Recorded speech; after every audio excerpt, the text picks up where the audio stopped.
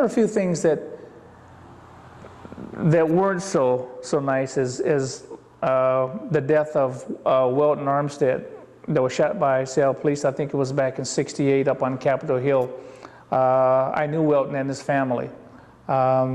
We grew up together around Miller Meany, a junior high school, and things like that. So, you know, that was a tough one to swallow.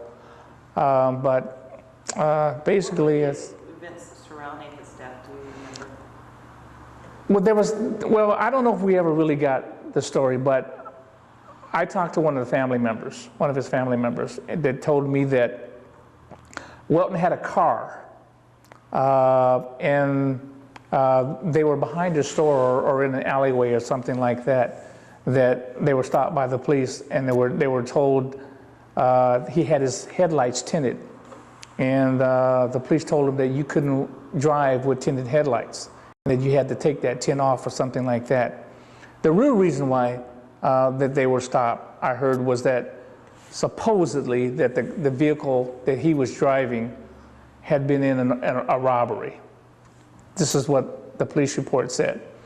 And I knew that it was pretty close to his house, and Welton went into the house while the police had another Panther member outside and were talking to him. And I guess they were threatened by the police at that time or whatever, so Welton was going to defend himself. And I had heard that he had gone into the house and got a gun, got his rifle or whatever. And shortly after that, there were shots fired out in the parking lot. But talking to one of the family members, the family member believed that when he was ordered to put down his weapon, is that he did, because he was shot at point blank range, right through the heart.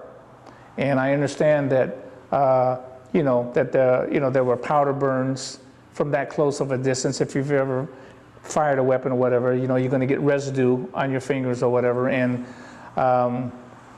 there were some witnesses also, but you know, anytime that you go to court, you know, there's a police shooting, you know, like I say, that the more things change, the more they stay the same.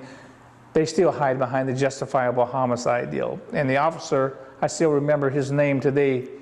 I don't remember his first name, but his last name was Mutadol, Officer Mutadol, Pig Mutadol back then. But you know, since we're in a different era right now, I'll be a little bit more correct and refer to them as police officers. Okay. He was involved in another shooting.